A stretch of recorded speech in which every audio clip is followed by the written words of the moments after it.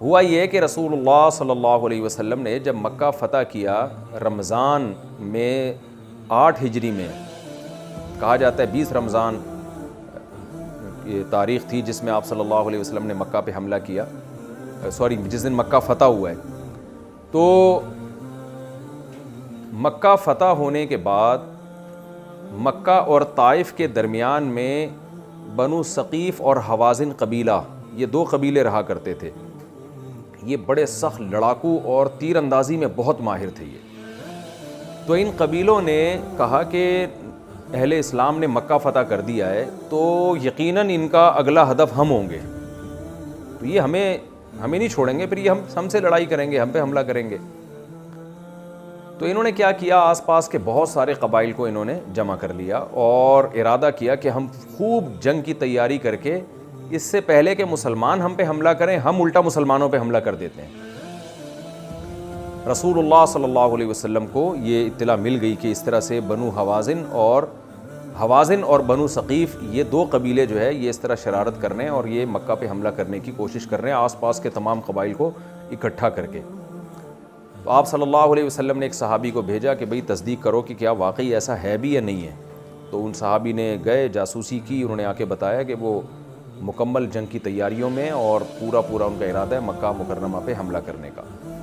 آپ کو علم ہوا تو آپ صلی اللہ علیہ وسلم نے خود ہی پہلے ان پہ حملہ کرنے کا ارادہ کر لیا اور مکہ فتح ہونے کے 2 ہفتے کے بعد 14 دنوں کے بعد آپ صلی اللہ علیہ وسلم نے ارادہ کیا کہ حنین کا جو مقام ہے جہاں حوازن اور بنو ثقیف قبیلہ یہ لوگ رہا کرتے تھے، تو آپ صلی اللہ علیہ وسلم نے ارادہ کیا کہ یہاں پر آپ صلی اللہ علیہ وسلم ان پر حملہ کریں.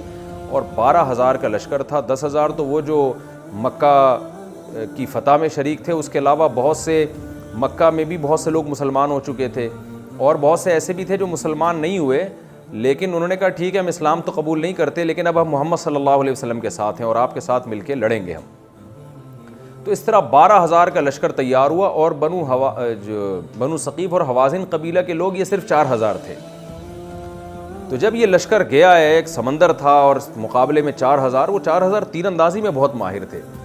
تو صحابہ کرام کے دل میں خیال آیا اور بعض لوگوں نے اس خیال کو زبان سے بھی ظاہر کیا کہ ہم جب بہت تھوڑے تھے تو اللہ ہمیں فتح دیا کرتا تھا، آج تو ہمارا ایک ٹھاٹھے مارتا ہوا سمندر ہے اور سامنے دشمن 4,000 کی تعداد میں، آج تو ہمیں کوئی بھی نہیں ہرا سکتا. تو اللہ تعالیٰ کو یہ بات ناپسند ہوئی کہ بھئی تم اپنی کثرت پہ فخر کیوں کر رہے ہو. دیکھیں دشمن کو بتانے کے لیے، اس پہ روب ڈالنے کے لیے تو یہ جملہ ٹھیک ہے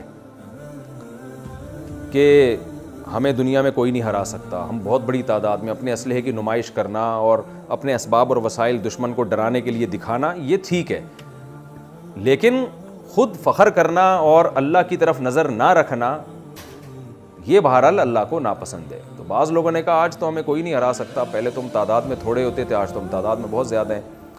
تو اللہ تعالیٰ کو یہ بات ناپسند ہوئی اور اللہ تعالیٰ نے ایک تنبیہ کے طور پر جیتی ہوئی فتح کو شکست میں تبدیل کر دیا، یہ بتانے کے لیے کہ تم اپنی کثرت پہ اور اپنے اسباب اور وسائل پہ نظر نہ رکھو، اللہ چاہے گا تو تمہیں تمہاری کثرت اور اسباب وسائل کے باوجود شکست دے دے گا. تو نظر اللہ پہ رکھو، پہلے بھی اللہ کی وجہ سے مدد ہوتی تھی، اب بھی اللہ کی وجہ سے مدد ہوئی ہے. تو ہوا یہ کہ جب رسول اللہ صلی اللہ علیہ وسلم نے صحابہ کے ساتھ مل کے ان پہ حملہ کیا تو پہلے حملے میں صحابہ کامیاب ہو گئے. جب مال غنیمت جمع کرنے لگے تو وہ لوگ تھے تیر اندازی میں بہت ماہر، تو وہ اگرچہ میدان سے دور ہٹ گئے، پیچھے ہٹ گئے، وہ حملے کی تاب نہ لا سکے، لیکن پیچھے ہٹ کے جب انہوں نے تیر اندازی کی ہے تو اتنی خطرناک تیر اندازی کہ کہا جاتا ہے بعض روایتوں میں 4,000 تیر ایک وقت میں آ کے یعنی 4,000 تیر ایک وقت میں آ کے لشکر پہ گر رہے تھے. اور صحابہ کرام مال غنیمت جمع کرنے میں مشغول تھے کیونکہ وہ ان کا خیال تھا دشمن میدان چھوڑ کے چلا گیا. نارملی ایسا ہی ہوتا ہے، دشمن اگر میدان چھوڑ دے تو اس میں لڑنے کی طاقت نہیں ہوتی.